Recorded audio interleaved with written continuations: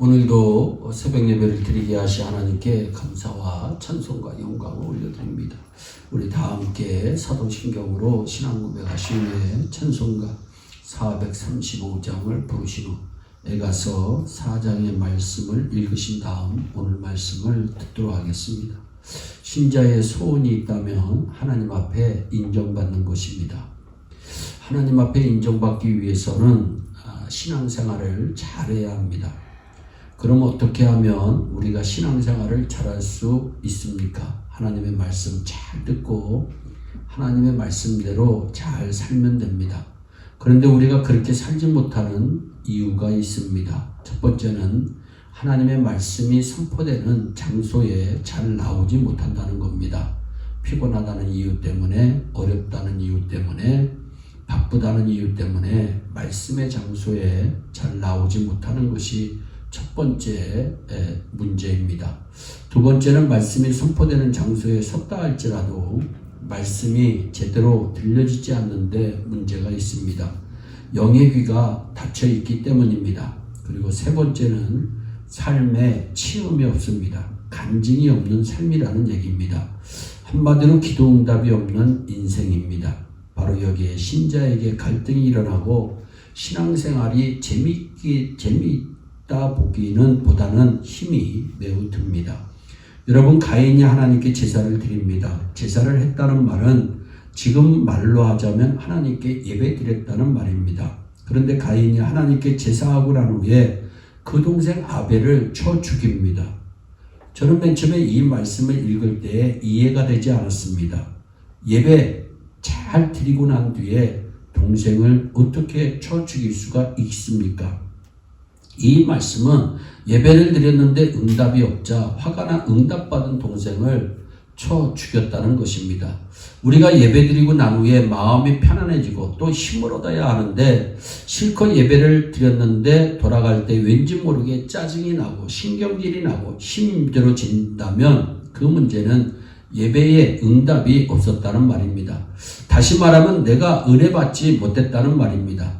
그렇습니다. 여러분들이 말씀을 통해서 은혜 받지 못하면 모든 문제들이 오게 되어 있습니다. 여러분의 마음속에 끊임없는 불평불만 그리고 불신앙 이런 모습들이 일어날 수밖에 없습니다. 우리는 월요일부터 토요일까지 일주일 내내 저 험한 세상에서 삽니다.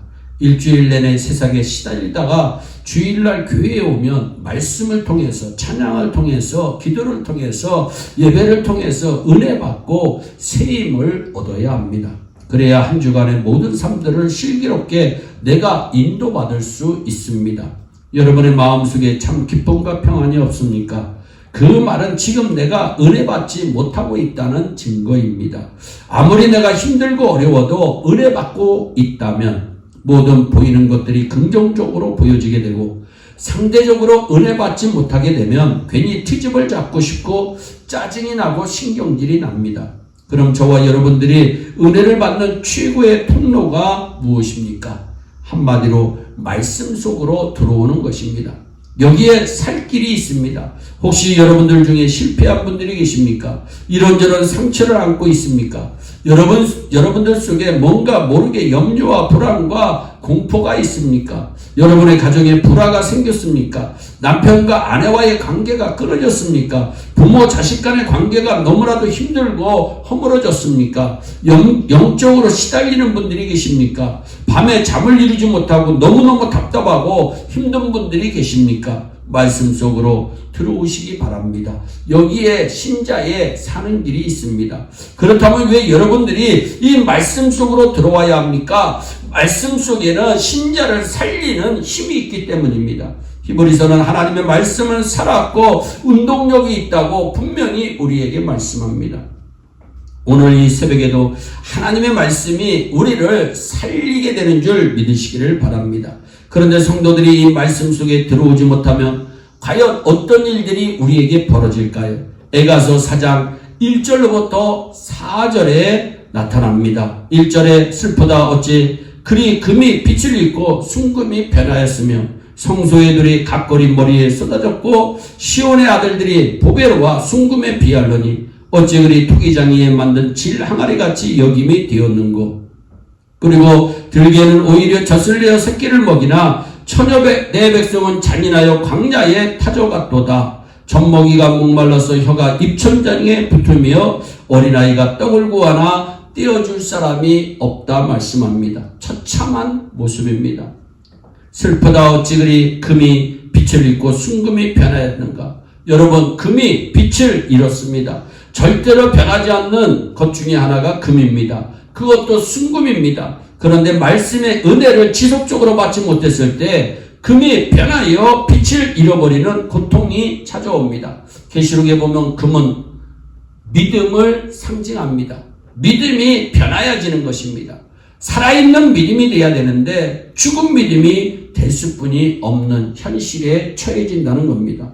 4절 말씀에도 보세요. 젖먹이가 목말라서 혀가 이천장에 붙으며 어린아이가 떡을 구하나 떼어줄 사람이 없도다. 갓난아기가 살아나기 위해서는 젖을 지속적으로 먹어야 삽니다.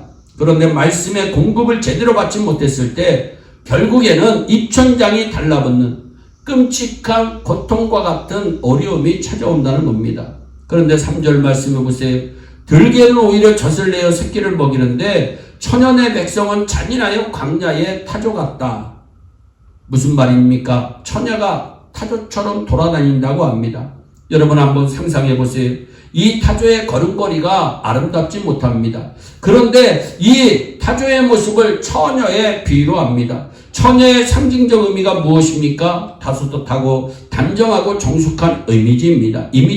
그런데 이런 처녀가 타조처럼 그렇게 돌아다니고 뛰어다닌다고 한번 생각을 해보시기를 바랍니다. 그렇습니다. 자칫하면 우리의 모습도 이렇게 될 수밖에 없습니다. 저와 여러분들이 말씀을 놓치고 말씀 속에 제대로 서지 못하고 자꾸만 세상 속에 빠져 있습니까? 그렇다면 우리 자신도 모르게 세상에 물들어가고 있기 때문입니다. 우리의 욕심에 자기 스스로 빠져들어가고 있기 때문입니다. 이게 말씀을 놓친 주의 종들의 모습입니다.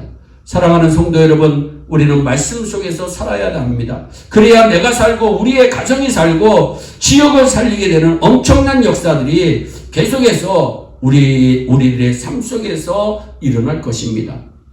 저와 여러분들이 사는 길이 있습니다. 진짜로 사는 길이 있습니다. 얼마나 우리 자신들이 말씀 속에 서 있느냐, 이 말씀 속에 제대로 내 자신이 들어와 있느냐, 여기에 여러분의 인생도 사는 것입니다. 여러분의 영혼도 사는 것입니다. 더 나아가서 여러분의 육신도 함께 살아가게 되는 것입니다. 오늘 이 말씀 속에 든든하게 서시고 이번 한 주간도 여러분의 삶 속에, 여러분의 현장 속에 이 하나님의 말씀이 읽어지고 들려지고 응답되어지고 성취되어지는 축복들을 함께 누리시고 주님과 함께 승리하는 주의 택한 백성들이 되시기를 예수님의 이름으로 축원합니다. 기도하겠습니다.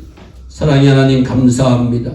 신자의 소원이 있다면 하나님께 인정받는 길이고, 하나님께 인정받기 위해서는 신앙생활을 잘해야 하고, 신앙생활을 잘하기 위해서는 하나님의 말씀을 잘 듣고 말씀대로 살아야 하는데, 우리가 바쁘다는 핑계로, 하나님 이런저런 핑계로, 이유로 하나님을 올바로 섬기지 못할 때가 너무나도 많이 있습니다.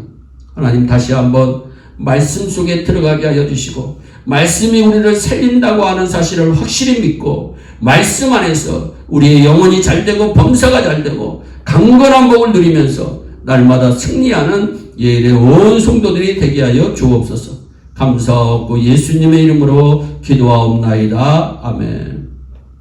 다 함께 주기도문으로 예배를 마치시고 오늘도 주 안에서 승리하는 복된 하루 되시기를 바랍니다. 감사합니다.